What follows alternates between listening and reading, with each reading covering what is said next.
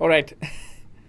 I think we have a decent lot going to pause chat for a bit. ठीक है भाई, very good, very good. We usually start around 7:02, but let's wait a little more for people to join. Until then, let me give you guys a preview of this place. This isn't my sort of place, it's a friend's sort of studio. One second, the focus seems messed up. And it's a Saturday, so no one's here. So I've been setting things up myself. Let's see. So this is the studio thingy. It's pretty... I don't want to move too much if I'm being honest. Oh, sorry.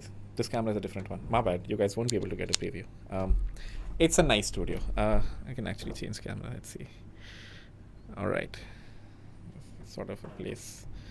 Never mind. I underestimated how difficult this will be. There you go. All right. It's pretty chill. We won't be doing any more classes from here because, well, it's not very, especially in coding, it's very hard to code in a studio like this. But let me just go back to our original camera. There we go. But yeah, I mean, it's a decent sort of setup. From now on, the setups are going to be very messed up, like hotel rooms and, normal rooms. ठीक है? I think it's 7:03. We can start. So, hi everyone. Thank you for joining. We have a few people here. This is an introductory class, so not too much to cover. Very high level. We'll keep it under an hour, and we'll open up for questions at the end. Although I think it'll be hard to read questions right now, but we'll see. Okay.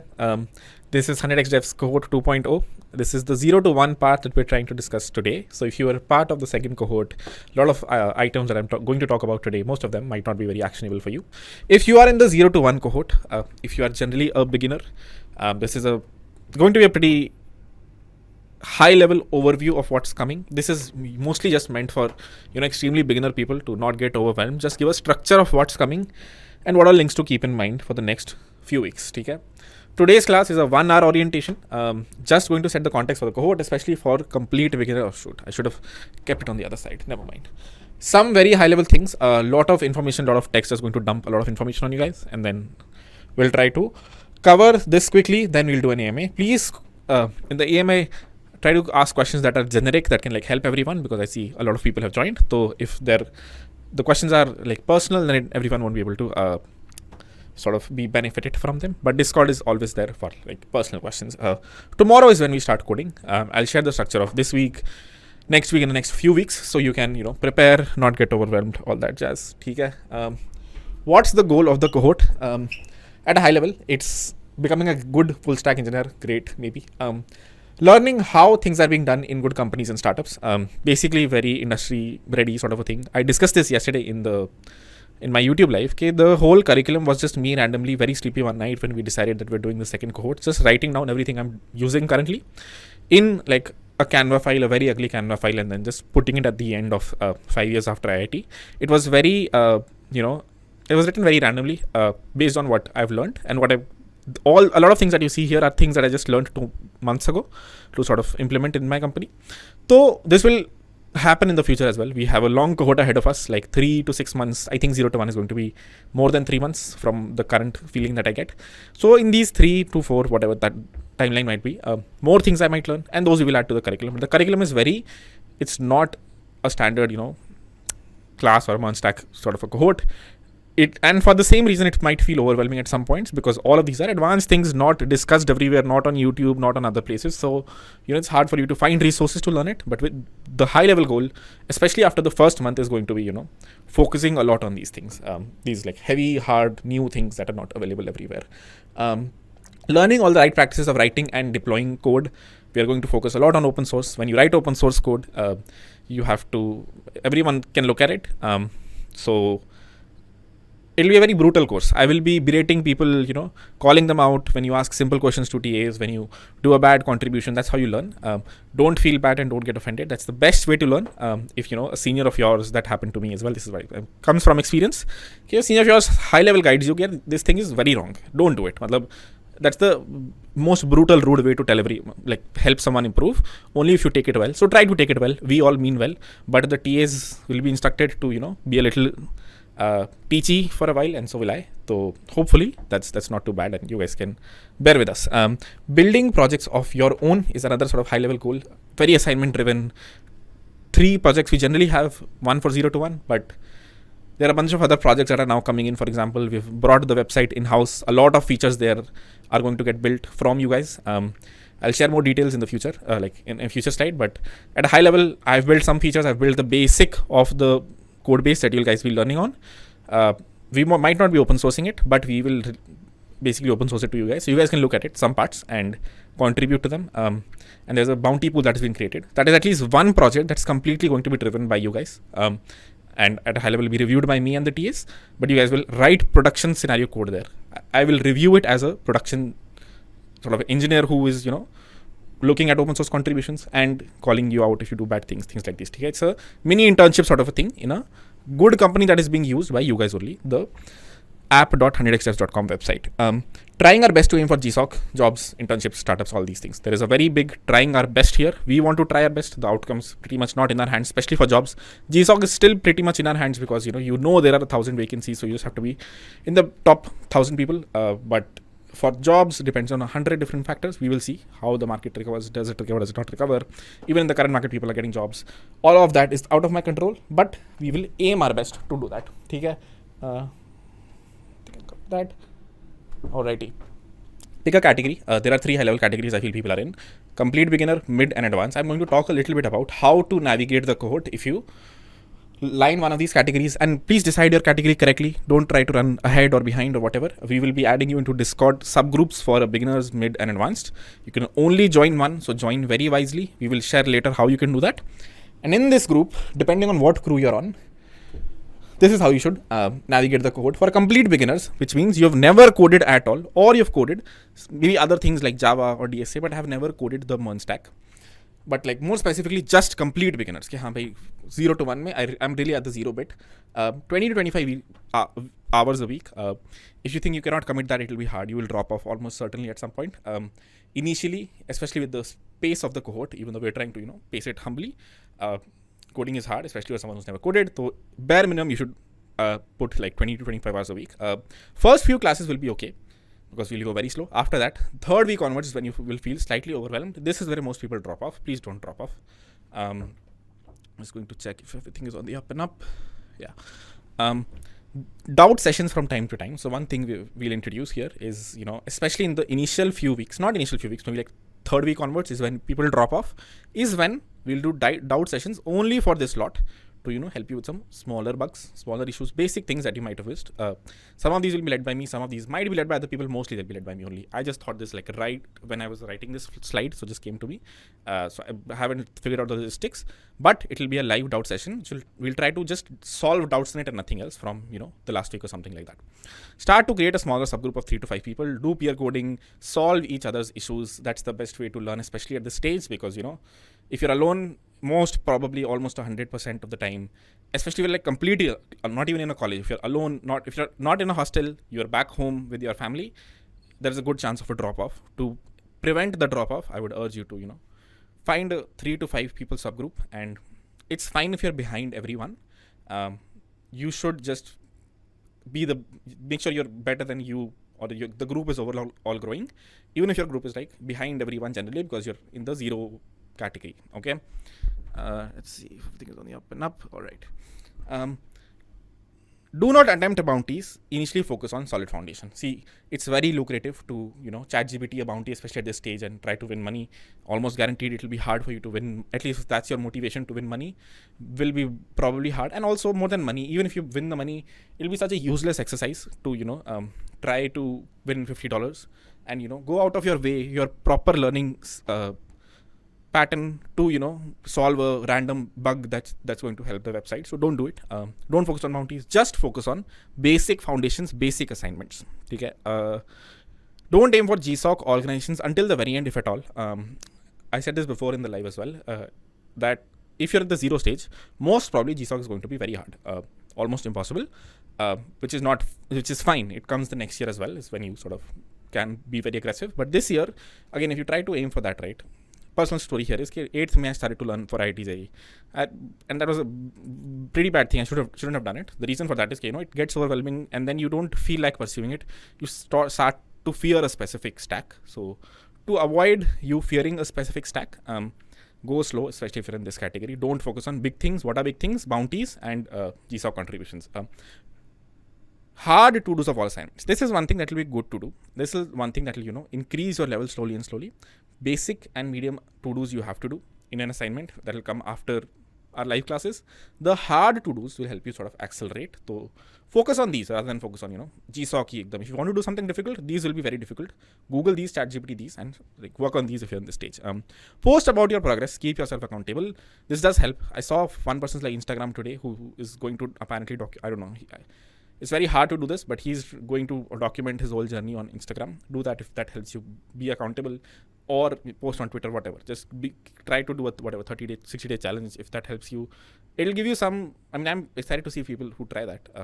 I think it's very hard to do. It was 30 days, 60 days. But you should, especially if you're in this stage, because drop off is the worst thing at this stage. That you just get filtered out very quickly, and even third week, fourth week ke baad, I see a significant drop off, which is when we introduce Node.js. So at that point, I would urge you to, let us know, doubt sessions, whatever that thing that's stopping you, and we'll try to, pick it up. Okay?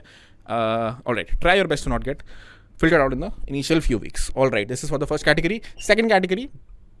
Oh yeah. This is I have coded in other languages, done DSA and not done once. The previous one was literally no coding. This one is some coding, some DSA, the standard things I've done.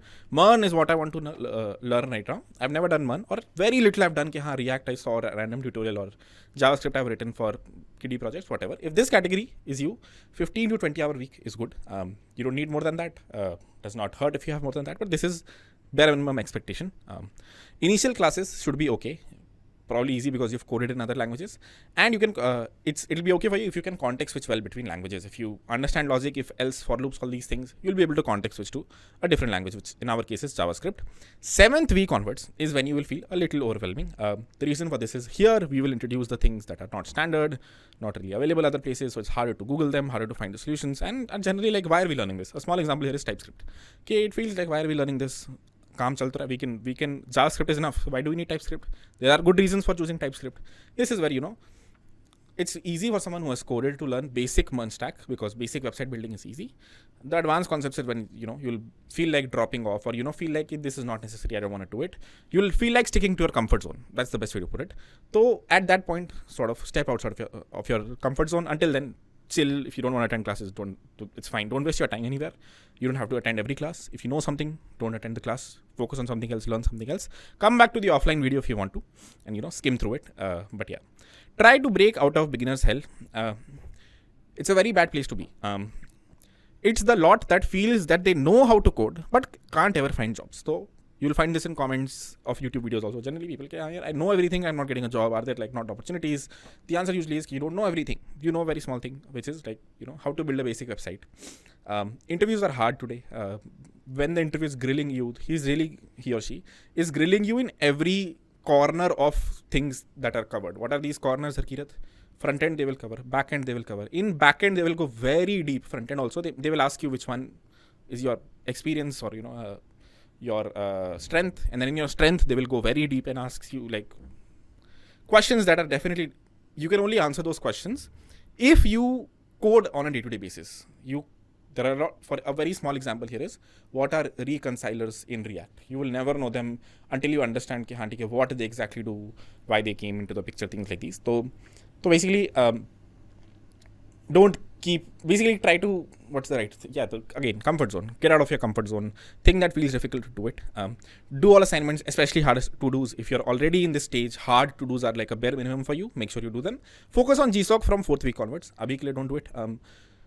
Just get a base of Node.js, JavaScript, maybe even TypeScript. Then, and Git and GitHub, things like these. Then go to GSOC projects. That's your cue to start contributing, which is basically end of December. Don't wait for anyone. This is the right time. It's already very late. So if GSOC is what you're targeting, 4th week onwards, December end, start contributing. At least start setting up projects. Would urge you to post on Twitter when you make an open source contribution. Do a bounty, hard to do's, things that most people in the cohort are not doing. The high level benefit of this is just to get noticed by other people, recruiters, things like these. Also to keep you accountable, and you can actually do these things. A lot of people in the beginner lot will initially not be able to do it. You can do it, especially if you're making an open source contribution. Post about it, let people know. Okay, last category. Already know MERN, okay/well. cohort 1.0 students. So yeah, isme initially 0 hours a week is fine for you. It will be very basic. You will feel like what is happening. So don't, well, it is beginner friendly, dude. I mean, there is a perception I don't teach beginner friendly things. That is sort of true. We skip a lot of things, but the first few weeks will be sort of very, very basic. So don't attend the classes. Look at the title. If it feels you already know this, if this was covered in 0 to 1, or not 0 to 1, in the last cohort, don't join the class. It'll just waste your time.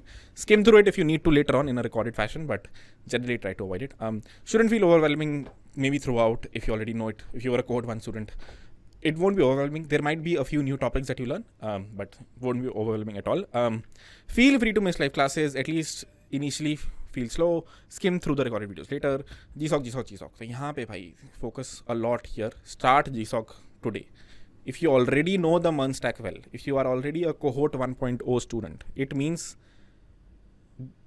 the only thing that's left now is to either you are not good at MERN and you feel like you're good at MERN, or you are good at MERN and are not contributing. So pick and choose which side, and if you're on the other side, start contributing.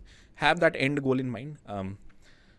Don't do it at the very end. Don't start contributing to GSOC at the very end. It's why to leave things to chances when you already know it. There is an opportunity out there. Start doing it. Why am I focusing so much on GSOC? Because it's the easiest outcome from this cohort. Okay, haan bhai, paid $50, got back whatever, $3,000. So win-win for everyone. So, and also like, it's the one place where I can guarantee there are vacancies, right? Remote jobs, no one knows. There are normal jobs, I don't know. Completely out of control. What is in control? Vacancies that are already open. So would focus on this if you want to. I mean, again, depends on whether or not you want to do it. But if you want to do it, if you're in that category, that this is the time to start. If you need extra classes on GSOC initially, let us know, especially for people who are cohort 1 students, whatever. Beginner people, don't join these classes. You will get overwhelmed very bad. So I want to do these GSOC live classes. I will discuss this later on, which are like other than the standard course curriculum. So only people who know a little bit join these. You will feel overwhelmed, other people, and there's no point. Okay? You will curb the outcome of this cohort and become the person people look up to. Haan bhai. So if you're already in this category, so you are going to be the outcome creators from here. So make sure you're focusing highly on outcomes now, because it's easy to do things again and again. Start getting that freelancing client. Start going to Upwork. Start building projects at a real world. Make your own open source projects. I don't know. Do hard bounties. Help me out build the project. Things like these. You need to sort of start doing that now, because how much will you learn? After a point, you don't want to learn. I'm sure there's a 90% of the lot in this cohort is the people who want to learn. That is what we're focusing on as well. At the same time, this lot needs to start to get out and motivate the other folks. Okay, ji? Done. Actionable things to do today, if you haven't already done these. A lot of people have, but if you haven't, join Discord. Make sure you are in a subgroup. If you are not, then post in the verification issues channel. For people who have never used Discord, would urge you to Google a bit. Go to YouTube, find what is Discord. It's like WhatsApp and Telegram. Go to our course dashboard. It will take you to the main website, which is app.100xdevs.com. Sign in there. Click on the join Discord button. When you do, it will put you inside GSOC and you'll be fine. Okay? Make sure you're verified. The instructions are there in Discord. Make sure you do this before tomorrow. If you want to slowly, get into the groove now, and focus just on coding and not all of these auxiliary things. Okay? Make sure videos work for you. So go to app.100xdevs.com. Make sure you see your purchases there. Go into one of the warming up videos that we have posted already. Make sure it's working for you. If it isn't, enable something called DRM. The instructions are again given in Discord in a PDF file for Chrome and Brave. It will not work on Safari. If you're on an iPad, it most probably won't work. If you're on a mobile device or whatever, make sure you download the app and run it. It will not run in a browser. Okay? One small thing to add here is, since there are two platforms now, which is mobile apps and the main other website that we own in-house, video schedules might be different. You might see it on one place and might not see it on another place, because we have to upload it twice. So just keep that in mind and be patient whenever videos are being uploaded. Okay? Install an IDE. That's basically install VS Code. There is a video already available on app.100xdevs.com. Go there and just install VS Code basically before tomorrow. Let's not waste time on doing that tomorrow. Okay? Go through warming up videos. This is basic HTML, CSS videos. You have today, you have all morning tomorrow. You don't need HTML and CSS for tomorrow's class, but you will need it from next week onwards. So make sure you cover these before next week. If you can, install Node.js will not be needed today, but you will eventually need it. TAs are there, but again, this is a very device specific thing. So make sure you choose some class and install Node.js locally on your machine. If you can, introduce yourself to your subgroup, share your Twitters, LinkedIn's, and make sure you guys follow each other. Your subgroup is basically a smaller group of people on Discord, so that you get a dedicated lot there to talk to. Okay? Not dedicated lot, a smaller group to talk to. Okay? How are classes conducted? So Zoom on the weekends, 7 to 9 p.m., where we learn a new difficult topic. The classes are meant to marinate as many concepts as you can. So it's a lot of concepts. We go very 0 to 1 fundamentals from first principles. At the same time, after the first few weeks, they are very which means there are very too many topics to cover, because a lot of things we have to cover. That said, only difficult things, or like the big high level titles that you see in the course syllabus, we will cover in live classes. A lot of things we'll cover in offline classes as well, especially the difficult bits, the simple bits. You don't need to attend live, but there will be bounties during live classes. So a lot of bounties, probably most of them, would be during a live class. This is to just incentivize people to come. It will be like $250 bounty. So if you feel like it, come to it. If you feel like it wastes your time, because live classes are slightly slower, so feel free to go to the recording. There will be bounties otherwise as well. Assignments on Mondays using the concepts we learned on the weekends. Assignments will be given Monday onwards. Most of the initial ones will have tests. So long story short, what this means is I will discuss this in the live class as well, in which we'll be learning. But after we learn something, you have to write some code, make sure your code actually compiles, works well. And if there are 5 hours that you're spending in a live class, spend 20 hours, 15 hours doing the assignments. That's where you will actually learn. You will basically not learn you learn high level things, very abstract concepts are like see me code during a live class. This is where you learn. So make sure you're doing assignments. Offline videos sometimes to warm you up on what we are learning next week. Some auxiliary videos, which a lot of times I skipped in the last cohort. Chalo, ye to aata hi hoga. I thought people would know this. A lot of times people miss out on basic things as well. To make sure you don't miss out on basic things, we will cover them in an offline fashion. No point wasting the crucial live class time there. Okay? There will be some extra classes, which means some set of extra live classes that were not originally part of it, but I feel like it might make sense. Number one, closer subgroup classes. So you have a smaller subgroup. This live classes will be pretty big, so even though I can tell you that eventually it gets better, but initially there'll be a lot of people. So it's hard to, interact. So for every subgroup that we have, which I think we have 10 or 15, I'm forgetting now, we will do one class dedicated just for you guys. Ki haan chalo, I can answer all of your doubts of people in like groups of whatever, smaller groups. So there will be one such class for every subgroup. We will start after the 4th or the 5th week, so that by then you have some coding context and you can ask some actionable questions personally. Still not one-to-one personal, but like a smaller group personal. Okay? So one class for every such subgroup. We will create a schedule and let you know when your subgroup has that class. Feel free to join that class. These might be on a weekday, but we will try to keep it late for people who are working. So like 7, 8, 9 p.m, something like that. Okay? Ad hoc classes on GSOC. Learning something outside the cohort like Web3 or AI. So there will be ad hoc classes. What do I mean by ad hoc? When I say ad hoc, I mean these will be very experiential learning classes on what I'm learning, what I have learned, something outside the cohort that I know. Can be feedback driven, whatever you want. For example, a lot of you wanted to learn Solana. How do you write like web smart contracts in Solana? I know it pretty well. I can teach that. A lot of people wanted to learn trading systems. We can learn that, even though we'll cover that in Zerodha. But you get the idea, okay? Or experiential learning classes, which means this is how I code. I will code some random projects right in front of you. You guys can follow. So these will also be there. These will be extra. These will probably happen on weekdays, but we will try to keep it late so everyone can join, especially people who go to college and otherwise. These are the extra set of classes. And if you don't understand these, don't worry about them. This is just extra content to learn, marinate, and choose some class. The official curriculum is still very 0 to 1 and will feel simple. Don't come here and get overwhelmed. Come here for some motivation. Even if you don't understand things, it's fine. Teaching assistant with an E, should be a typo here. Support. In your Discord subgroups, you will have access to 2 dedicated TAs. See, it's very hard to know how good someone is. So if you feel like your TA is not responding, let us know. We will switch them out. Or if you need more TAs, let us know, whatever. I feel 2 are enough in a subgroup based on the numbers. And these people are basically you. Just keep a few things in mind before you ask them a question. Before you ping them, please go through Docs, ChatGPT. They will shame you with a let me Google that for you link if the question can be Googled. This happened a lot in the last cohort. Okay, people ask a very simple question, which if they just Google the same thing, the first answer is right there. And there is a website called Let Me Google That For You. That's a pretty funny website that feel free to look it up later on. It just has a visual of, Googling that question for the other person. So if that question can really be Googled, this link is what will be sent to you. TAs are told to be, slightly brutal when it comes to this. You will only learn if you, start to be a little self-sufficient. So they are there, but only use them if you are not able to solve an issue for more than 30 minutes. 30 minutes is the cutoff. Then you are missing something, either a concept or whatever, and they can come into your machine and help you out, or not in your machine. They can answer your questions, but again, try to stick to a 30-minute deadline, after which you can ask them a question. Please ask all the questions in the group so that everyone can participate. TAs are not expected to reply on DMs or do video calls. Some of them do it. I appreciate them, but generally this will happen in companies. This will happen everywhere. One-to-one questions are a big no-no. The reason for this is one, other people can help you out. The bigger reason is someone else might have the same question. There's no point replying to technical questions in a DM. Always should happen in the group. You have your subgroup. We can create like another maybe doubts group or whatever. Over there, ask your questions. Don't DM TAs. They're not expected to answer. Some of them do. They're not expected. Links to keep handy. There is every week you will get your live class links in your email. You'll receive them around 5 p.m.ish. You can join around 7.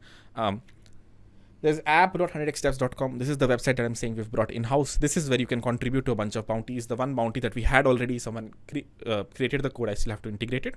And eventually the goal is this becomes sort of open source inside the community. You guys can look at it, contribute to it. Let us know actionable things you want here. That will help you learn faster. We will create bounties for all of these things. A few examples are, someone said, video player mein, I should be able to skip 5 seconds ahead, 5 seconds behind. We will create a bounty after the class. I'll create that. I just read it.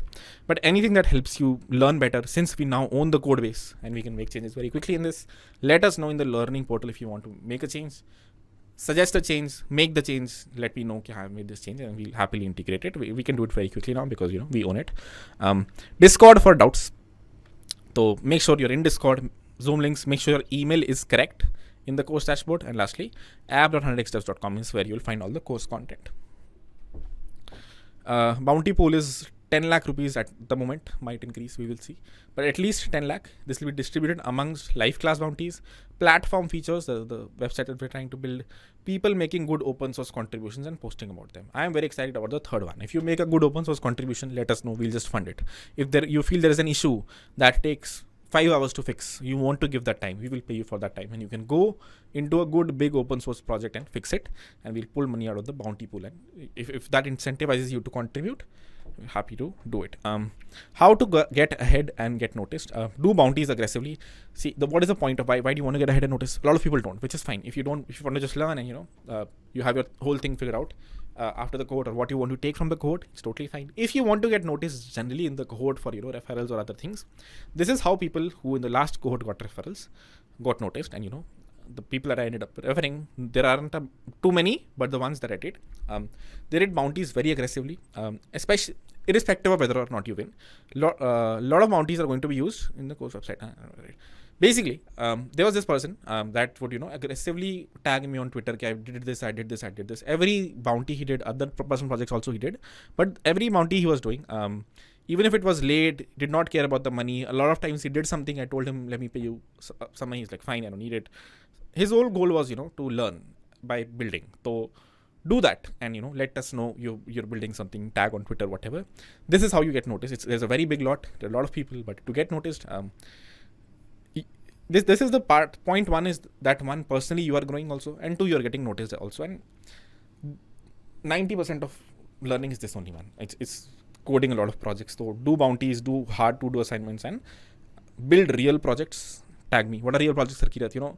Any features. For example, a lot of people, almost everyone, not everyone, a lot of people build the Zerodha website clone that we did in the warming up videos. Post it out there, post it on Twitter. You will see eventually these numbers go down. Not a lot of people will do harder assignments. If you are doing them, post them on Twitter. That's number one. Number two is any video feature that you're building. That's a real production worthy thing that you've built that people in the cohort are using, right? For example, the people who built the video player segment creator, that was the first bounty. Post them. Let people know you've built something and contribute. If you're contributing to open source, let people know. Tag me. I will retweet. You will get reach. That is one. Let the world know what you're building. Help out people before TAs. This is also pretty good. As I said, we have TAs, but they're not expected to work like 40-hour weeks. They're part-time. So If a TA is not responding, respond. We're happy to pay you. If you become like the primary person who responds to other students, we're happy to kick out other TAs. Kidding. So, this is helping people out is, this might not help you too much if I'm being honest. Like, this is not great for personal growth. Good to get noticed though. Solve open source issues if you can. At least set up projects locally. Focus on GSOC projects for now. So, yeah, I mean, this is for getting ahead, not getting noticed. This is the time for GSOC. Said this many times. Set up a project locally. At least start to fix issues locally, little. Or at the very least, make sure your machine is good to set up projects. As you learn more and more things and become capable to contribute, at least you've made sure that you can set up projects locally. Have your 5 projects ready. When you learn, start contributing to them. Go week by week. Just focus on the current week for the next 3 months. Don't get distracted. So it's very easy to, I will do GSOC right now. At least for the next 1 month, try to, especially if you're a beginner, focus, go week by week. That's the only high level advice I would give. So, it's easy to get distracted and not learn everything. So especially for people who are, building foundations at the moment, don't get too distracted initially. Who were the best people of the last cohort? People who coded very aggressively, people who took what they needed from the code, but spent time outside as well, doing things that they felt that they were right. So this is a good point to keep in mind. Okay, I don't know all the right things to learn. My pace might not be right. My teaching style might not be right. Whatever. You focus on the title. The thing that is being taught is most probably nice, necessary, and based on the pace of the class, feel like if you don't be pressured into I have to attend every class.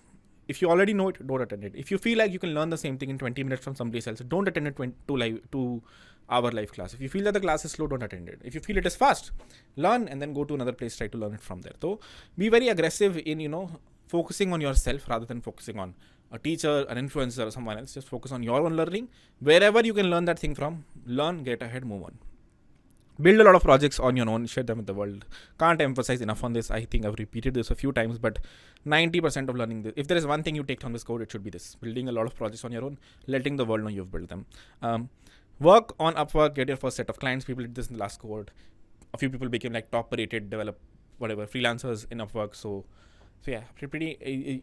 If you already know a little bit of Mern, you should already do it. If you are in the 0 to 1 lot, ekdam 0 lot, then wait for 2 months. After which, once you can start to at least build Next.js projects, go to Upwork and start to find smaller, underprice yourself and find cheaper gigs to begin with. Contribute to open source projects. That's what differentiates you really. But again, it's hard to do. We will get there when we get there. Oh my god, this blue is my eyes hurt. Okay. Schedule for the next 2 weeks. Offline videos have already been posted. HTML, CSS, basics of a JavaScript, Zerodha landing page assignment kind of a thing. This is done. Find it on the course dashboard. Try to go through it. Try to code it yourself. Post if you're coded it. Orientation, the thing we're doing right now. Tomorrow, we will do JavaScript basics. Understand the asynchronous nature of JavaScript. Practice a lot of problems on JavaScript. And this coming week, I will post some offline videos on installing Node.js on your machine, making sure the process is running, and Git and GitHub, basics of how you can deploy code. Okay? This is going to be the next 1 week. After that, Node.js and its runtime is going to be next week. Communication protocols, HTTP, basics of WebSockets, Express, file, don't even worry about it. Just feel free to read through the titles. If you want to Google before, if you want to read other YouTube, other places, do it. And, be very prepared for the class. And offline videos for that week will be DOM and the basics of DOM manipulation, just to create a very basic foundation for front end. I'm not saying next week will be front end, but like basic front end we want to start building soon. So, you have a basic full stack portfolio thingy ready. So yeah, this is going to be next 2 weeks. Feel free to take a screenshot. Feel free to learn these from other places. Make sure you're very prepared. Be ahead of the class, so that it doesn't get overwhelming. FAQs, let's read through them very quickly. Then we'll open it up for AMAs. I think this is the last slide.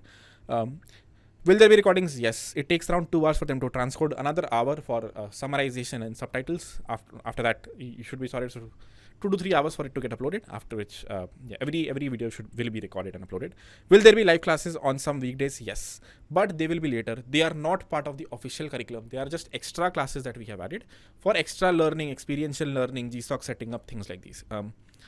What is the website for the videos? It's app.100xdevs.com. Credentials are the same as the main website from which you bought the cohort, which was harkirath.classx.co.in.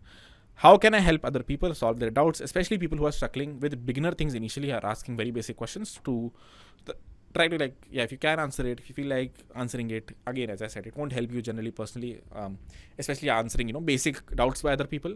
What will help you is if you want to teach a smaller lot. A lot of people are doing it in Discord right now. That might help you personally as well, because when you teach, you learn something better. But doing a lot of shit shoveling of, small issues that people are posting might not help you, but might be good for you to do if you have free time. Okay? Are there referrals? Do well, stay in the top 5%. We create a list at the very end of the cohort. We don't really create a list. We ask people to, fill out a form basically, and I have a list of around 400 people, I think, who from the last cohort, who have their compensation expectations, their experience, their college, things like these in a doc. Someone asks me for a referral, that is the doc that goes to them. A lot of times people don't have to want to read through such a long doc and just ask me to choose someone, and I do. And that choosing happen basis on, getting noticed in the cohort. But that's the only thing that's sort of being committed here. A doc that I will forward to people whenever they ask me to refer. And sorry, this is like very hard for me to read. At the end of the code, and try best to refer to. So I will try my best to refer to ad hoc companies. What are ad hoc companies? Go to my last YouTube video. I've explained it very well. Rather, just focus on GSOC, where there are 1,000 slots. So this is part I cannot really commit / confirm. Okay, you will get a job by the end of it. What I can confirm is there is GSOC. There are slots there, and this is pretty much, it's a dumbed down smaller version of a remote job. So that is something I'm really excited about. Okay, you guys do, especially people who already know, definitely do. People who are in 0 to 1, who've never coded. As I said, it'll be hard, but at least create that foundation to, start to set up projects locally and contribute to them. Make sure your email is correct on the course dashboard, or else you won't receive Zoom links. So that is the last thing I will wanted you to cover. I don't think there's any. There you go. All right, guys, that was it. I'm pretty excited. Tomorrow onwards is when we code. Today, this is just fancy fluff that happens in the beginning of the code. After this, you will see me in weird places, and that is fine as long as the mic is good and we're able to code. Things are fine. Might get overwhelming for a few people eventually. Only high level advice here. The thing that I wasn't pretty happy with in the last code, I wasn't happy with in the last cohort, was people dropped off. If you've paid this much money, got into a cohort, you have 6 months of learning. I'm not saying you have to attend every weekend over the next few weeks or a few months. What I would say is at least make sure you're keeping up with the curriculum. Else, once you drop off, a lot of people did drop off. A lot of people did try to restart in the last cohort. It's very hard to restart. So once you have momentum already, make sure you're carrying that momentum over the next few weeks. Take care, ji. High level, this was it. I'm scared to open AMA, if I'm being honest here. So let me just talk for a few more minutes. Then I will open chat, but I can almost certainly guarantee won't be able to answer a lot of your questions. So here's how will this happen in the real class? Real class also. Initially, it's a little overwhelming, too many questions. Eventually, people ease out, and a lot of people, beginner friendly method. Initially, a lot of people will join. I will try my best to answer questions there. We will see how things go. But at a high level, TAs are your best resource when it comes to asking personal doubts rather than me. And we do polls basis on which we can decide how to change the pace of the class. But specifically, personal doubts is something I'm trying to figure out something again in the dashboard or the platform that we have created. You ask questions there, you're able to upvote, and the most upvoted question is what we answer. Things like these. So still in the works, we will see. But yeah, that was all I wanted to cover. High level alpha would be market. People are saying it's recovering. My guess is Web3 will recover. AI is already and plateaued. So it was a hype, very big rounds, and then slowly plateauing. People are now, finding PMFs. Where exactly is the PMF? There is a lot of fanciness. We can see someone can, a bot or an assistant can, reply to your questions, understand context, but where is the real PMF? We don't know yet. So for that reason, I'm seeing some bottoming out there. There is a plateau. We might not see that level of growth in AI that we did. Web3 it seems like it's on the cusp of a bull. Could totally not be the case and might dump tomorrow. But today, at least, it feels like it's going up. There's a company called Wormhole that sort of I'm close with through circles. They raised $225 billion. It's a very big round. It's bull run, peak bull run, ekdam hypocrisy round. Okay, what the hell is happening? That kind of a round just happened recently. That gives me some conviction. Mad Lads, the NFT is doing really well. A lot of high level, I see opportunities in some niches. All these niches require a full stack base. So high level, not promoting. I'm not saying this is not to promote anything. Okay, merge stack is the best thing to do. Full stack is good to have in your belt, even if you're targeting companies like these. Even if you're targeting an AI company, I met this AI founder in SF recently, and this was my first question I asked him: who do you hire for when you're looking for what's your team like? And he said, there is that one lot of machine learning researchers which will not work for us. There are 1,000 reasons for it. They are a little opinionated. They don't want to write code. They want to write research papers. That's a different niche. We don't want those people. We can consult with those people from time to time if we need something very specific. But our full-time employees are good, solid engineers who come into the company and we sort of teach them how AI works, things like these. A lot of AI companies are right now just wrappers on top of ChatGPT or other LLMs. Slowly, LLMs are becoming open source. People are bringing them in-house. So, that dependency is also going away. Not a lot of YC-backed companies, startups, big startups that are raising $10 million, $20 million rounds are, writing LLMs. A very small bunches. They're very heavily funded. The ones that are, they're doing really well. Good for them. What is that company? That's OpenAI, that's Mistral, that's Facebook. It's hard to get. This cohort won't get you there. That's for people who are doing masters and PhDs. Where can this cohort get you? Into companies, for example, every company that's building an assistant, every company that's trying to build a JavaScript library for an open source Python library. Python is the primary stack for an open source library in machine learning. But a lot of times they have like JavaScript variants of it. That is one place where you can contribute. That is one such library I am personally contributing to for a while. Code, the IDE helpers that help people code is another niche of companies that are raising. So all these companies will require a base of full stack. It's good to high level know.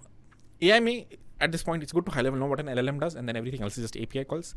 In Web3, it's a little more, you have to understand not maths, like cryptocurrencies, a little bit decentralization, what is money, what are tokens, things like these. Wahan pe you might require some domain knowledge, frankly not even there. My Web3 companies that I've worked for, all the contributions I made, you can go and check. Backpacker course sources of code is like open. Barely any knowledge of Web3 needed. Some private key knowledge needed because it was a wallet, but other than that, pretty simple stuff. And most engineers that I see there are there. There are of course specialized engineers who are really good at Web3 or whatever AI, but most engineers are there. And if the bull comes in any one of these, this is where there will be opportunities. Make sure, there are two things when it comes to getting a job. Number one is how well you know. Number two is the opportunity that you get. There is a very big arbitrage in this. There are people much smarter than me that make much less than me. There are people much dumber than me that make more than me. It's all about this information arbitrage, who you got connected to. So make sure you're getting into the right circles. Specifically for Web3, the circles are, Solana, Ethereum ecosystem. Follow people, the DevRels in these communities, ask them what you're doing, talk to people. I know so many, 18, 19, 20, 21 year olds now who, are in college, but are not decent engineers, not great. Like they're pretty, I saw the code of some people, it's pretty bad, but they were at the right place at the right time. They got into the Web3 community. If you've heard of Tanmay Bhatt's super team, that's also like a small community where there are a lot of young people. A lot of good engineers aren't there. They haven't joined. There's like literally maybe one or two good engineers in that community, but they get a lot of opportunities because there is a lot of need of engineers during bulls like these. So if GSOC is the one actionable thing I can talk about, but this is the other actionable thing that I feel, there is suddenly a lot of opportunity to get a job. So look out for these markets as well. And let me know what of these you want to learn. Some domain knowledge helps. So if you want some basic domain knowledge, how do I create? I talk to a lot of AI companies. I pretty much asked. So Snapchat is one such company. Some engineering leader in AI over there I met, pretty much asked him, what are you guys building? How are you doing AI in Snapchat? So his answer was they've built like an AI bot. I forgot its name. If you open Snapchat, you'll see it. He literally told me what it is. It's the simplest pipeline I could think of. Okay, literally, this is how I would do it if I was building it. Snapchat does the same. It builds a lot of money. They have some monitoring systems on top to make sure it doesn't fall down. But what you think of first principles is the way to build a chatbot is how they've built a chatbot as well. So if you want these classes, let me know. Can we build something like this? How would Snapchat create a bot that is aware of your snaps and data, and how it's being done at Snapchat? Things like these. So that domain knowledge might help you a little bit. But again, as I said, if you're a solid full stack engineer, that's probably what 90% of it is. 10% of it is if you have some domain knowledge in AI in Web3, that helps. Web3 I'm more aware of, by the way. AI I'm learning for a while now, and I've started to contribute. Happy to just learn in a live class. What I'm learning, you learn with me. Things like these. Cool. Anything else I want to cover? Momentum. Have some momentum for the 3 months. make sure you block all noise. Okay, AI is coming, layoffs are there, whatever. No one cares. You focus on yourself. Worst case, you become a good coder. You don't get a job, whatever. It's fine. You become a great coder. You build products. You want to build your own products. You do. There's a lot of power in knowing coding. It doesn't matter if it becomes easy or not in the future thanks to AI. Even if it does, at least you can't just be like AI code for me. You need to understand it. So in the worst case, keep this quote as that. Okay, you learn how to write code. In the best case, keep it as I get a job, an internship, remote, whatever. Okay, I'm going to do a thing now. I'm going to open chat. Would love to have some actionable questions. Going to pause it very quickly because it's going to be a flood of questions. Some actionable questions that help everyone in the cohort. Shoot now. Alrighty. Let's start from the top. All the lectures will be in English. Unfortunately, they will not be in Hindi. How to contribute to GSOC projects, I'm not familiar with. Sure, yeah, that's something we will cover again in extra classes. How to find API for an AI project, and can I use a Scraped API on a project? You probably should not use a Scraped API on a project. You should probably get your own like ChatGPT key and do it, if that was your question. Okay, personal questions going to ignore. Sorry guys, I'm going to keep it very generic because we have time, but again, we want to make sure everyone benefits at least from today's class. It's a high level overview class. Okay, I don't know where I stand in these three categories, but I've been working in a startup as a backend engineer for the last 10 months. But I think my skills aren't solid. You probably lie in the second category. I've built my startups using MERN. Alright. Any chances of getting into GSOC if I'm just starting to code? Very less than 5%. On top of the general odds, which is like maybe less than 0.1% or something like that. If you're just trying to code, very low probability. How to find? Okay, I answered that. Alright, skipped a lot of questions. Okay, one generic question I see is, can I have an internship, a college examination? It's fine. Initially, we're going to keep it slow anyways, but eventually try to catch up. Yeah, but a high level does not matter. It's like 15 hours a week. You can probably do it with your college. Can you please tell us what you will teach in the next class? Yes. This is what is going to be taught in the... So hard. This is... Let's see.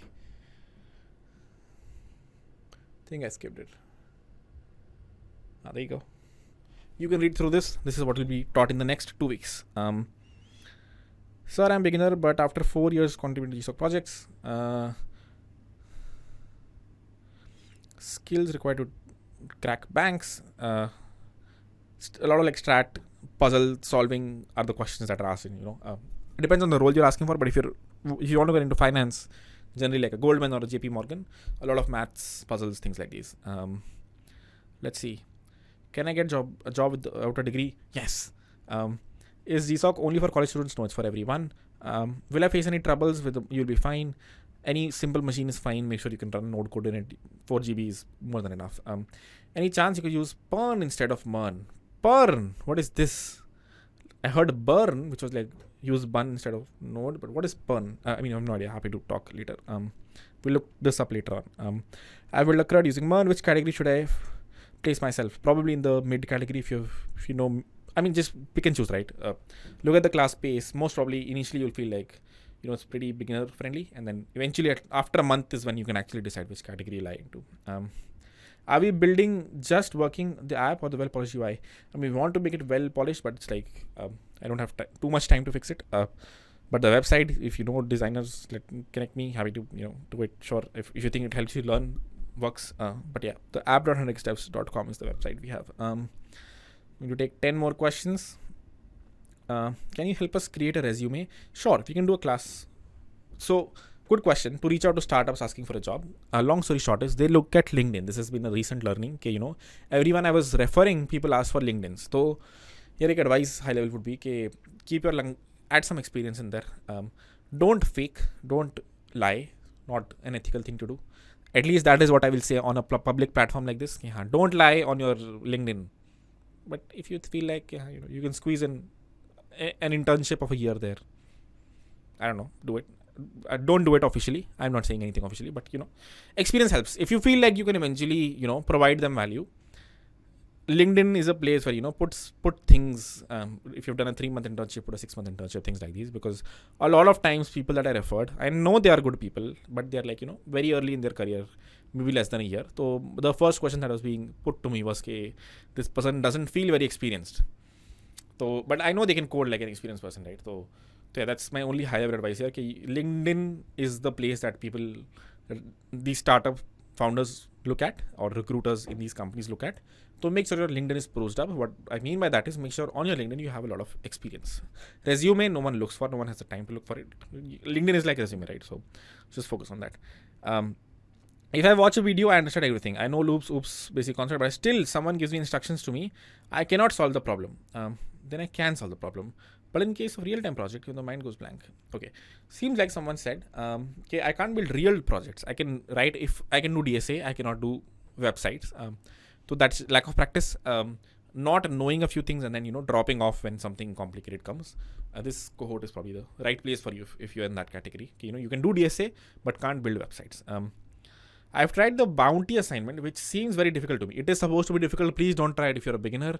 That was, as I said, many bounties, at least for the platform, will be very high level. Don't attempt them, especially if in the beginner category. I saw some of the solutions, but can't understand. You don't have to. This is very early. This is why I'm a little worried about, doing these extra classes, GSOC classes, because people will get overwhelmed. But keep it in mind that the official curriculum is being covered on Saturday and Sunday and offline videos. All the extra live classes are for advanced people or whatever, for to bring people up to speed when it comes to GSOC contributions. Don't attend those classes if you feel you'll get overwhelmed. You don't have to. And also ignore these bounties. How to find the first bounty? We'll create a, currently it's in announcements. I announced the bounty, but we'll probably create a subgroup for it where we'll post it. Alrighty. If you have doubts in future classes, I basically open the chat and answer like this. Depends on the speed at which questions are being asked. If we might have to change the structure of the class a little bit, if there are too many doubts, okay, for the first 1.5 hours we learn, and then for another hour we just take doubts. So we will see as time goes by. People who are good in React front end but don't know backend, what about those? If you don't know backend, I mean, pick and choose, right? Then in the backend bit, you're the beginner. In the front end bit, you're not. Just so you make an informed, make a conscious. It's not too difficult of a thing to understand, right? Okay, if you already know backend, let's say, then backend classes don't focus on simple assignments. Just focus on looking at open source contributions and making them. If you're already good in React, then in the React part of the cohort, help other people out. Solve hard to do things like this. So make an informed decision based on the current category of what's being taught. I want to start my career in AI. Will this code help me in the future? Is this useful to know full stack development? So it's useful to know. It depends on the kind of company you're targeting. If you're targeting an OpenAI, then probably not. If you're targeting a startup who's some part of the startup is AI, most of it is a product that people are using, then it will be super helpful because as I said a few minutes ago, they're looking for good full stack engineers, good solid engineers. They said we'll teach everything else. Everything else is useful, rappers, and you don't have to get into the maths of machine learning and AI if you want to work at an AI startup that's building an actionable use case of AI right now. What would you define as a good engineer, and how do I know I am one? Is it the best practice usage of implementations? What if there are multiple implementations? Great question. The answer is it's very easy to do it. If there are 100 people, let's say in the code right now, around 80 would be okay, good beginner category, simple people, hard to get an interview. 10 people would be great, but their code base is janky.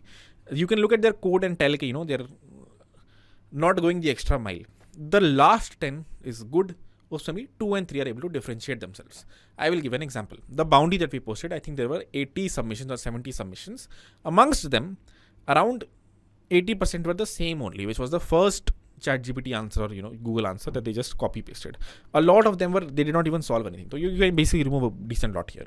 The last 20%, a lot of people built it jankily. What I mean by jankily, the code was janky or the final feature was janky. A lot of times, especially if you're applying at these ad hoc companies, they care about the end feature, whether or not it looks good, feels good.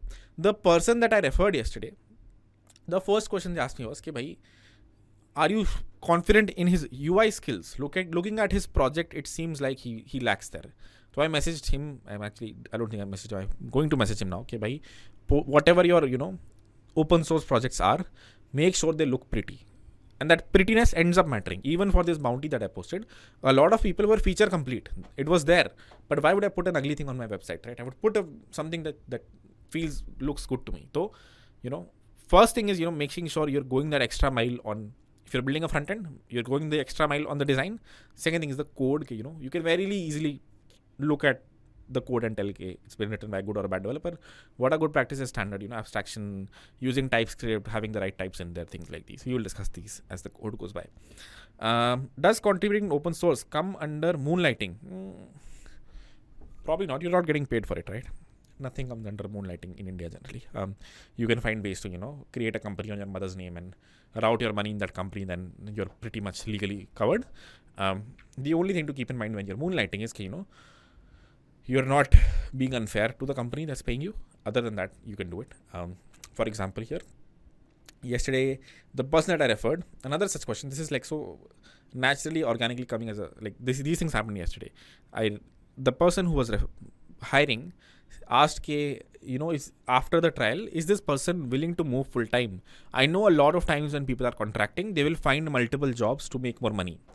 So I honestly asked the person, bhai, what's your thing? Do you want to moonlight? Do you want to do it full time? So he has convinced me he wants to do it full time, which is why I connected him. I wouldn't have if that was not the case. I'm not sure. I cannot track from here whether or not he's moonlighting or not. I don't think people care if you're providing value. If you are not moonlighting but not providing value, they will fire you. If you are moonlighting but providing value, you will be fine. It's feels weird, but I've done it so many times now. I've pulled off, if you've seen my video, I've pulled off 100-hour weeks. As long as you can keep people happy, they can't even imagine you're moonlighting because you're doing so well in the company. So it'll be very hard for them to think you're moonlighting. Beginner is someone who has never coded before and never coded in MERN. Never coded before. Very basic little coded in MERN, probably someone like that. If you coded decent in MERN, then you're in the second category. Or are you? I'm a little confused. Let's go back to the slide actually.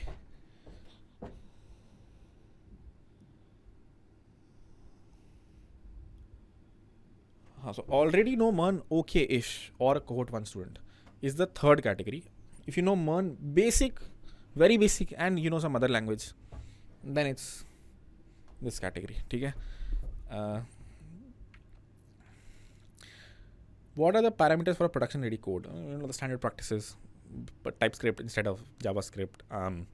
Files are in the right places. You have ESLint, you have Prettier, you're writing decent code, you have CI/CD pipelines that make sure your tests break if someone is trying to contribute, writing tests in the first place, making sure your coverage is increasing every time you write a test. Things like these are what impress people, are especially senior people. Extra classes for Solidity Ethereum development. Next cohort in Web3. Web3 is a little niche. If the bull comes by, then sure. Then there'll be a lot of opportunities. Then will be a lot of people who would want to learn. Sure. We already have it on YouTube. The frequency is a little lesser. I think we have 2 or 3 videos right now. The next video in that series is going to be... Okay. Oh, one more thing.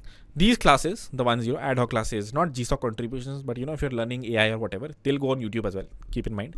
The 2-way class will happen for us on Zoom. And then eventually we might post it on YouTube as well. Keep that in mind. And... specifically Solidity Ethereum, sure, happy to do it. We will see. A lot of people are asking about Web3. I'm ignoring the token questions. Have coded Node.js but don't know nothing about HTML and JavaScript. You should probably join. So HTML and JavaScript is very simple. During this is a hard question now. Okay, people are really wanting to decide their category. Okay, I know one another. I don't know. Join. You can switch categories.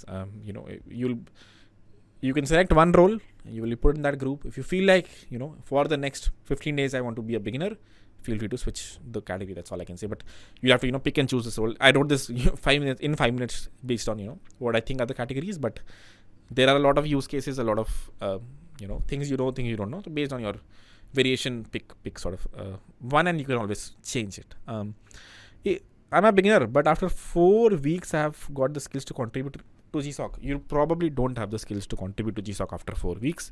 You can barely probably understand even after knowing a lot of MERN, you can barely understand the project when you open it.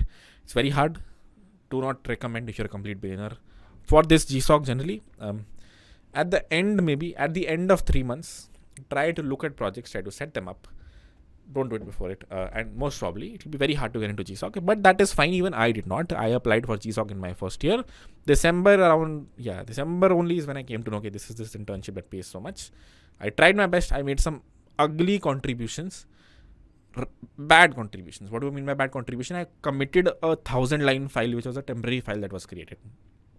Of course, you won't get in. It's good if you try these ugly contributions because you at least understand Git and GitHub a little bit, but definitely you'll get like blacklisted from an organization. Or by blacklisted, I mean, they will definitely 100% not take you in. And also, when you're really a beginner and desperate for it, right, you will do dumb things like, mailing them. Okay, why are you not looking at my issue? Messaging them. Can I get into GSOC? Why are you opening things like these? Don't do that. Just focus on your foundation at the moment. Yeah. I am a Cohort 1 student but could not attend live classes, but I completed the recordings. I feel really lost when I start a project of my own, though I understand most of the things that you taught.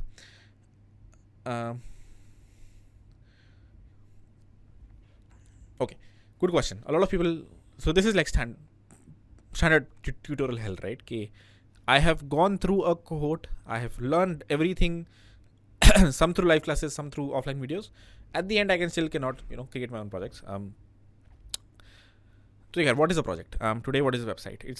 Most websites are Next.js 13, front end, back end, and build that.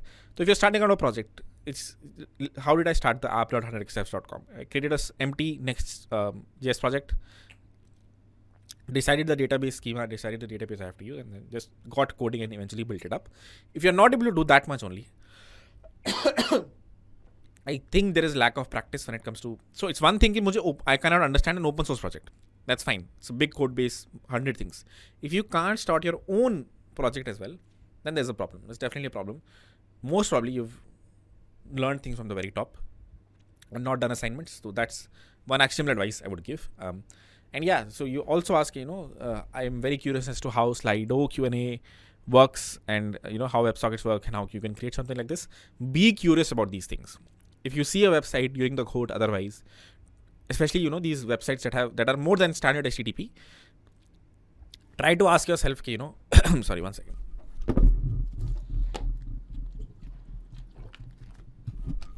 Try to ask yourself, what's that technology that makes them do this thing? For example, in an exchange that is, real-time communication, in a Zoom that is WebRTC, and how videos goes from one place to another place, things like these. Ask these questions, build these niche projects. They're good for portfolio as well. More than portfolio, they'll tingle the right set of neurons on your brain. How things more than HTTP are done. If you don't understand this statement, it's fine. We will cover this in the next 2-3 weeks. But more than a standard website, what is a standard website, Harkirat? Instagram, LinkedIn, Facebook, simple front end, simple back end. What is a complicated website, Harkirat? StreamYard, YouTube based streaming, how is it happening? An exchange like Zerota, all the challenges that come there, those are solid projects to build, okay? Try to ask smaller questions, guys. It's very hard to, read a big question. All lectures will be in English, yes. Beach may explore out Hindi from time to time, but I'll try to repeat everything I say in English. I consider myself total beginner. As you told, not to give attention to GSOC, it will be overwhelming. But in case we build our foundations, would we be able to reach other level? Previous code people. Yeah, so that's the thing. A lot of learning happens in cycles. That is why I said, if you already know coding, this is the right time to, put the pedal on the pedal and aim for GSOC. If this is your first time coding, this is the time to, build that foundation, go that first cycle in coding. Next time when you're doing it, it will be easier, it will be faster. You will know a lot of concepts. A lot of times people get overwhelmed because, senior engineers are talking about something that you don't understand. A lot of jargon that you will learn here will also, help you at least get into the ecosystem. Else it's like very hard to keep up a conversation in a group of engineers because they're talking about random, what is happening in Bash today and what editor are you using? Are you using NeoVim? Okay, what are your plugins? Things like these.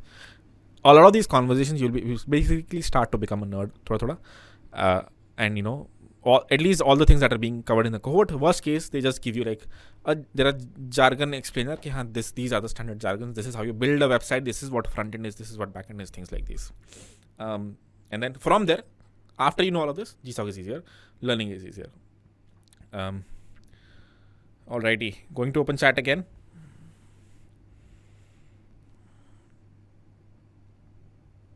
Oh god, pause. Alright.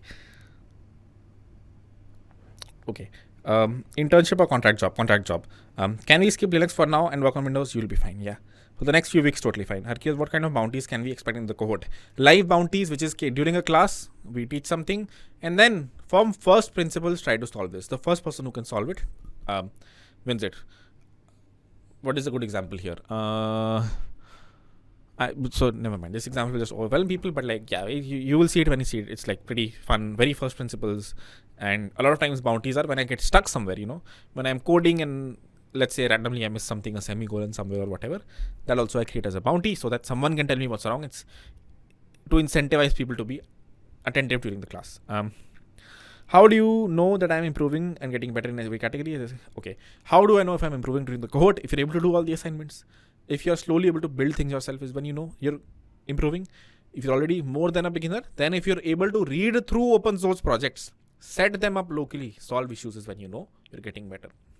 I feel medium rated when it comes to JavaScript and React. Chat still open. Sorry, I missed that message.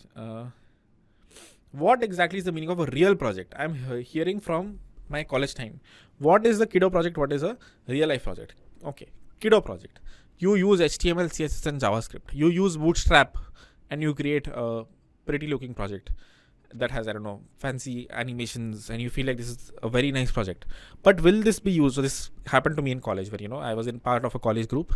This college group would build things like Code Chef for internal college. They would build a YouTube for internal college people to see live matches because back then Hotstar did not exist. So, we would take feed from a TV and distribute it to everyone in the intranet of IIT Roorkee. These are good projects. When I came into that group, I said, your landing page is so bad. Let's make it prettier. Let's look at this fancy website. It animates very well. The whatever seniors were like, no, this is not. Look at any standard website, like Swiggy's website or Paytm's website. It's not the fanciest animations or whatever. It's what is the use case that people can use today. Things like, Paytm, what is the mode there? QR scanning, sending notifications, Paytm box, things like these. So, build these. This is what I mean by real world projects. And along with this, they have a good use case and you're not focusing on making it really pretty. You're focusing on, the use case of it being able to be deployed on a specific cloud, it being able to handle 100,000 connections, things like these. Another way to, find a real world project is thing that people might use. For example, a lot of you are students. GSOC, we are doing so much. Someone has created like a GSOC organizations.dev website where you can just see all the organizations. You can see what organizations came, which year they came in. Let me just share my screen and show you guys.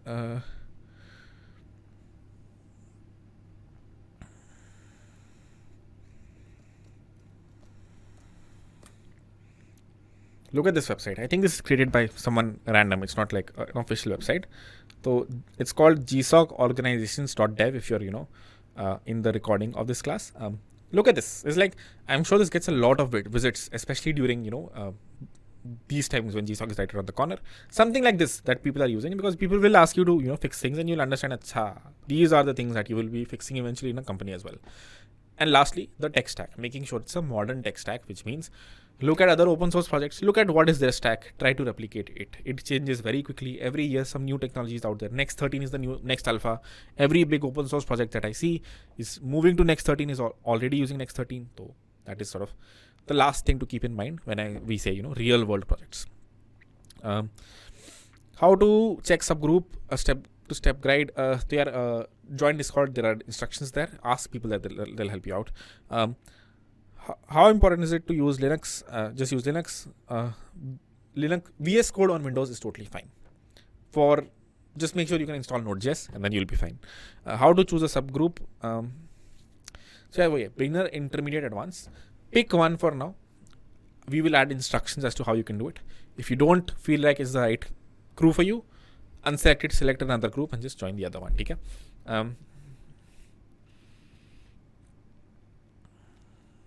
Where to practice outside the cohort? Good one. Open source projects. Dub.sh is one such project. Cal.com is one such project. These are basically our stack of projects. find one document, so is one such project. Find such a project that is using the same technologies that we're learning, and checkpoint your knowledge. Create your own projects. Create a project that helps out your peers, your students, your GSOC organization.dev is a good example of this. Okay, you can find PMF for this. Someone will come and visit this website. You don't have to make money from it. I can tell you a few more.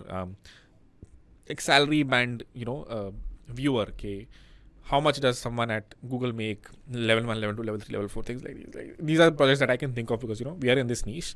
I'm sure there are other use cases that people have that people want to just read. Projects like these are things that you will learn from outside the code.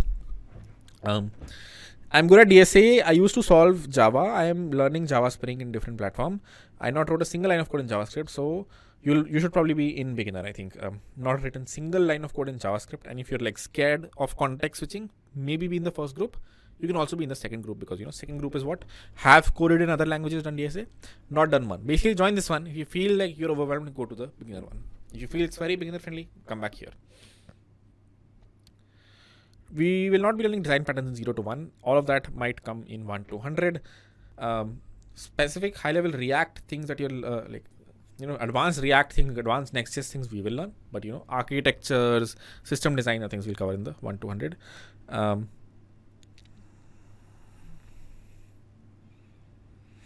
All right. I have 9 years of experience in Android development, new to web development. Any suggestions for GSOC for me? GSOC has, I forgot the name. It has some small set of app development projects. I don't know the organization. Anasa, something like that. That has that's an app dev project you can look at. But you can find others as well. Beginners, but after 4 weeks, I have skills to contribute to GSOC projects. Beginners will after 4 weeks not have the skills to contribute to GSOC projects. Slides, PDF, sir. Okay, that's a good point. We will share that 100% 10 minutes after this class ends. Okay? Where we need to tell our category. On Discord, we will share instructions. Don't worry about it. I will announce. You will just have to select one of 3, click on one of 3 options, and then it will just add you to the right set of groups. Hello, Kirat. I'm a total beginner in coding, and my expectations are realistic. Love it. To get a job or internship for a humble amount in order to increase my exposure. Apart from that, I'm also interested in IoT. What do you suggest? Where I can get additional knowledge regarding the same? I don't know about that. Second question. Will code to content will help me? My goal is to become a full stack developer, but IoT is something which excites me. By the way, the thing that excites you might not, so IoT, for example, is something you have to chew glass on yourself. Buy a Raspberry Pi. I have one that I was just experimenting with. Be a little curious in learning there. Cohort might not help there too much. Also, make sure you have a path to get a job there, or you have I'm assuming you have some personal motivation to pursue it. Which case it is fine. But at a high level, the fancy technology is only a good thing to pursue if you have some end goal at the end, which is I know a friend who runs a company in IoT, which is why I want to do it. Or I have personal motivations of building this XYZ thing, which is why I want to do it. This cohort will help you in the, the auxiliary parts of something like that. How to build a website, how to deploy your backend might not help in the exact thing you're looking for here. What are the parameters for a production ready code? Good question. So look at any good project and you'll see. But the high level is key. Writing tests, having types, file structure is correct. No ugly code is written. Indentation is there. You're writing comments in the places that's needed. Things like these. If anyone can come to your project, read through it, understand, and contribute to it, it's a good project. If people come and feel like it's a jank, it's a bad project. Is there a limit to student participation in GSOC? There is 1,000 or something like that. Slots can go up and down, but again, there's some limit at some point. I know DevOps, Python, MERN, average in DSA, not in MERN. Any advice? Sorry for resending the message. No high level advice. Basically the same as for everyone in the group, which is be consistent. Just because one stack does not necessarily mean the next new stack is going to be easy. I hate Java. Never use Java. Every time I tried Java, I fell back to no thank you. I'll go back. I'll learn. I will not do coding, but Java I will not do. So sometimes it's things like these that might come up. Just because you're good in a different stack, this might still feel overwhelming. So just keep that in mind. Everything else is the same. What I have 1.5 years of experience targeting to switch next company in a senior role. Would course for the senior roles for people who know coding but are and at a company but are targeting a bigger company next. I would suggest you focus a lot during the 1 to 100 part. Those are the questions that are asked to senior engineers. The stack it's really not dependent on your stack, that specific interview. So that part might be more helpful for you. 0 to 1 might not help you as much. All right. Is QA good? I'm not sure. Yeah, never done it. Unsure. AIML master students in USA, how should I use the... If you are an AI master student from the US, this cohort might be a mild distraction for an internship or a job, because, if you're in the US, you're most probably getting an internship or a job in the, via the standard DSA route. That's how I think interviews happen there. Unless you want to build something on your own, or you're targeting, a niche AI company, not a niche AI company, like a startup that you want to go into. If startups do excite you and you're ready to take, 100K salary plus equity rather than a 300K at Google, this course will, be a mild distraction. I would urge you to, get that first Meta offer, Google offer, and then, because it's much easier to get there, also pays really well there. So maybe just focus on those first, and then, you can extract some value from the cohort. Okay. I'm beginner for 4 weeks still. Okay, I did that. There are no Web3 classes. What I said was, we can pick and choose what the experiential learning classes would be. If they are, the curriculum will be what you guys want. Solana development seems like a good option to me, or ETH, smart contract writing, things like this. Or one thing that I recently wrote, which was like how to poll transactions from a blockchain to, add it to your exchange wallet, things like this. How to stay consistent? Yeah. There's no actionable item. Consistency comes a lot from motivation, if I'm being honest. For me, that was, initially I was at a college, I was in a coding group. In the coding group, I can see everyone is very, aspirational and doing really well, cracking GSOCs every year, making a lot of money, going to San Francisco for internships.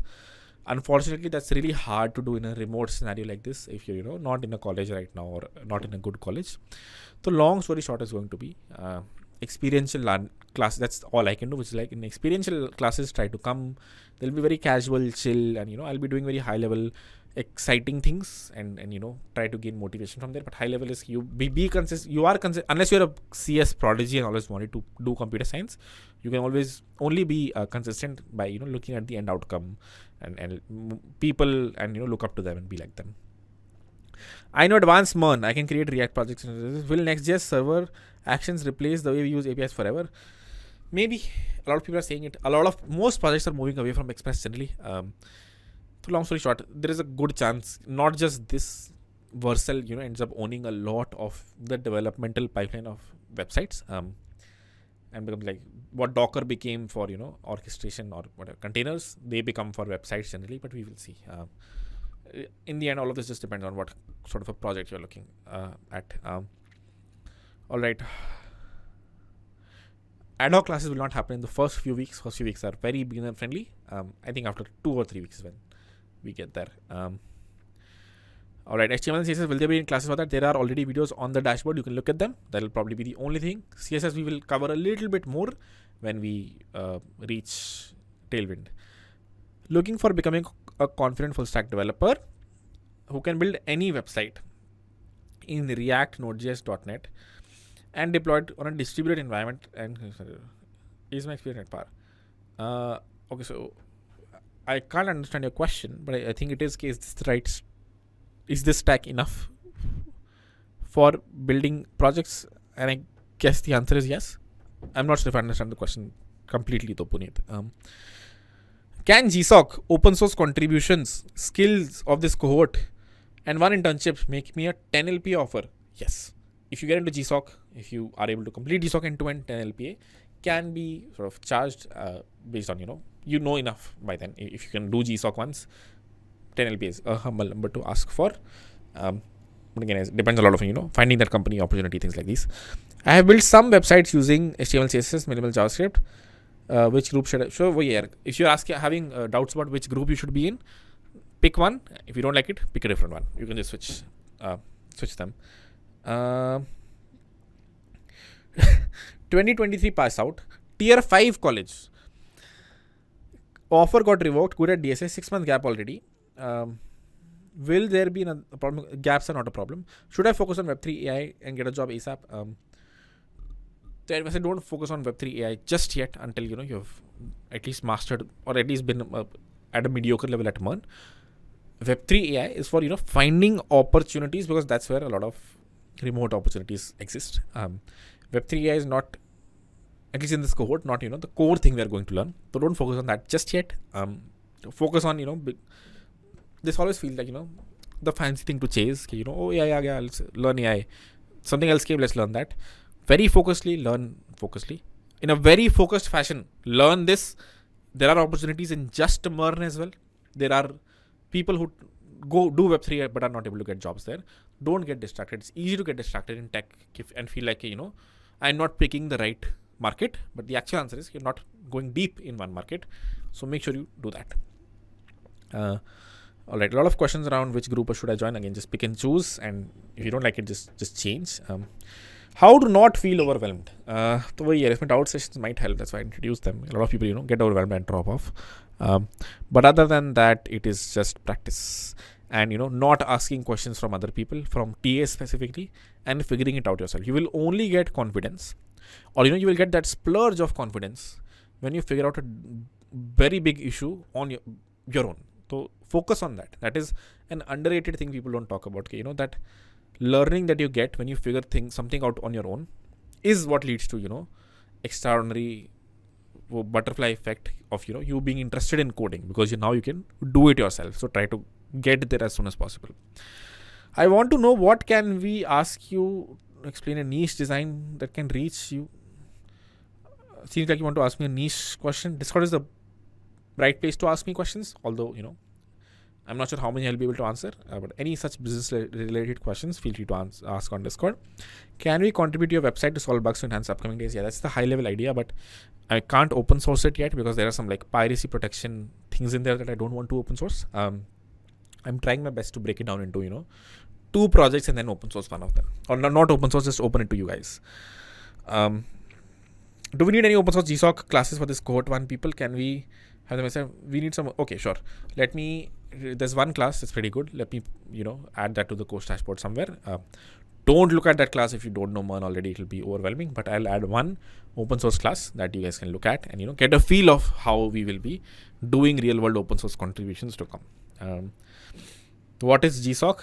These are the questions that need to be Googled. If you would ask me this, I would send you a link of, can you Google that for me, or let me Google that for you. Google it. I mean, it's there. It's has all the details of what it is, how much it pays, things like this. I read a few open source projects, but every other folder has package.json. But we create React project only one package.json. Very specific question. The answer to your question, sir, is called mono repos, which says in a single repository, mono means single, repository means the code base. In a single repository, you have multiple projects because, as your project grows, you will have small backends, front ends, multiple things. So you create a mono repository in which a single repository you have multiple projects and each project has its own package.json. Tagging you on Twitter is the only way to get your eye on me. Yes, but don't do it on Discord, do it on Twitter.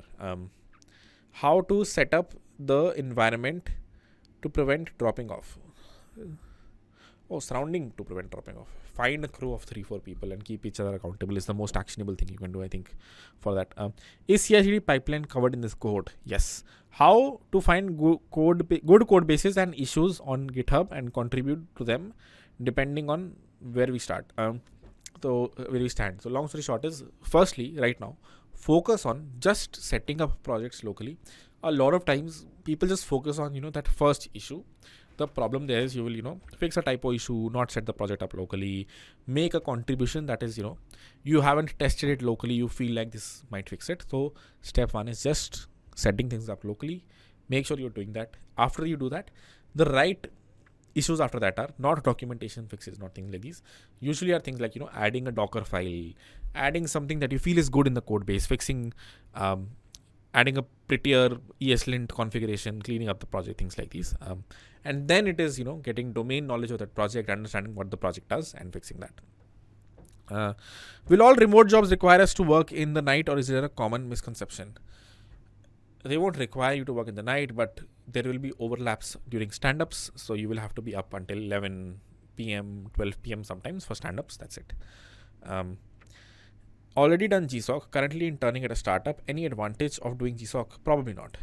I think you can't do GSOC twice anymore, if I'm not wrong. So yeah, no advantage for you, sir. Do you recruiters reach out just based out of on open source contribution? Japan has good pay compared to UK US. So Japan does not have good pay. It's probably the worst paying country when it comes to compensation numbers, especially for people there. And recruiters don't reach out. Usually the CTO will reach out. Some technical person will reach out if you're contributing to that specific company's code base. Recruiter does not understand these things. Recruiter, if you have a solid GitHub, recruiters look at that. So yeah, the reason I know this is because whenever recruiters approach me, they say, "Wow, you have now 9,000 followers on GitHub." So I know recruiters know GitHub; they understand it's a thing. But will you get actively reached out? You will get actively reached out if you contribute to React only. You make a very big code base or even a small code change in React. Then of course people might look at your code base and fix it. But again, might not be a recruiter. For me, this happened. I contributed to this project called Pion, which is an open source WebRTC library. They put my name in the collaborators project, and then again a CTO only reached out. I saw you there. Are you good at WebRTC? So yeah, there's no downside. Recruiters might not reach out. Technical people will reach out. To get a summer internship in a startup, is this cohort enough to prepare? Probably. OpenAI has also full stack jobs. In this cohort will help me get there. Where hard, there are multiple reasons as to why that's hard. I know it has full stack roles, but they will probably not hire remote, is what I feel. I could be wrong. There are 1,000 factors. If you want, that's the kind of level you're looking for. You have to build an open source project yourself that OpenAI would want. That is the path to take if you want to get into an OpenAI like company as a full stack engineer. Can you tell what is Web3 in brief? Again, this is the things that you have to Google. High level is Ethereum, Bitcoin, Solana, decentralization. There is a full Web3 roadmap that I have on my channel. You should look at it. How to find, not able to find offline videos. Can you help me with the path for offline videos? 1 second. Go to app.100xdevs.com. Log in from here, and then you will see your course content, and then go to the course content. You should see the warming up videos here. All right. Cool. Stop sharing. All right. Last 5 questions, and then we'll call it. I have never done GSOC. So which category should I join? Never done GSOC. It was never about GSOC. It was more about, have you done DSC? Have you done basic coding? And based on that, decide. If you've never done coding, the first one. If you've done basic coding, but not in the MERN stack, then second one. If you know the MERN stack, well, then the third one. Please ask TAs to introduce themselves in the respective groups. Yes, we still have to add them. Once we do, we still have to recruit a lot of them as well. Once we do, we will let you know these are the set of TAs for your group. What kind of bounty? Okay, I answered that. All right. I think we'll have to call it here, guys. Thank you all for joining. Excited for tomorrow. These classes are good for motivation, not actionable at all. I hate these classes. The classes that I love are classes where we learn something new. I'm sitting at my laptop and coding and answering technical questions. So that is what is going to happen from tomorrow onwards. If you want to warm up a little bit, go through. Alrighty. Just going to leave the curriculum here. I will also share the PDF right after the class. But go through. This is the curriculum for the next few weeks. Go through at least this JavaScript basics before tomorrow, which is like how to write if, else, for loops, things like these. If you do that, then life will be easy for you. You won't drop off. That's the only high level advice I would have before tomorrow's class. Tomorrow we will understand basics of JavaScript, if, else, for loops, things like these, solve some problems, and then understand the asynchronous nature of JavaScript. How is that different from other languages? Things like these. Very basic foundational class before we, kick things off, start coding actual websites. Cool. Thank you all for joining. I will call it here. And again, these classes, even though a lot of people come here and feel very motivational. What will really help you is a big repository of videos that teach technical concepts, which is what we're trying to create from next class onwards. So I hope to see a lot of you, hopefully a similar number tomorrow. Thank you for joining today. Thank you for being part of the cohort. It's going to be an exciting journey. I'm going to take 20 more questions that came up and then going to call it. Please try to ask generic questions that can benefit everyone. MacBook is fine. What is the difference between beginner and intermediate group? Everyone will get the same set of tasks. What I was saying was, these are the tasks you should do if you're in this category. Tasks will all be the same. Add stages in Discord, we will. I know MERN Advanced, MongoDB, can I get a job 20 LP after this? Depends on a lot of factors. Hard for me to comment based on looking at just 2 minutes of experience. Beginner only, done DSA, CP, but no knowledge of web development. You should probably be in the first group then.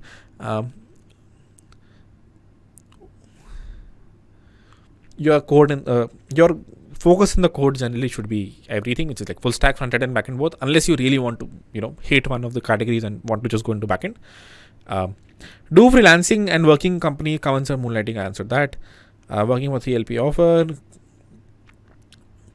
aiming for 6 to 10 LP offer. You should be able to do it as long as you've done repeated advice, which is like, yes, you might be able to do it if you cover everything, go through the syllabus well, and are able to find the right opportunity. Correct. 6 to 10 LPA seems fairly humble for a solid MERN stack engineer who can make open source projects, look at open source projects, understand them, and make contributions to them. All right. Bounties. Let's understand them tomorrow as we go through the class and go through a few of the bounties. But yeah, we'll understand them tomorrow. Have you created any presentation? My eyes hurt because of the colors. My bad. You are not wrong. Especially that blue color was pretty. Yeah. Will you teach industry quality code? Yeah. Can you give some tips for preparing for HFT outside of India? Oof. Let me call someone to do it. So I've worked not on an HFT and an exchange, which sort of is the HFT. You do a lot of standard things, but there are a lot of challenges when you're on the other side and you're not the exchange but the trader. Let me call a few people. I have a few juniors who work in HFTs. They can probably guide you better. But at a high level, if you're targeting them outside India, masters might be the way to go. Very easy to get into a Citadel. Not very easy. It's pretty hard still. But at least you're able to interview for a Citadel or a Jump if you're there versus from India. India, there are companies in Delhi that also pay really well. But if you're looking for outside India, which was your question, then go for a masters. All right, guys. I will call it here. Thank you all for joining. I will see you guys tomorrow. Bye bye.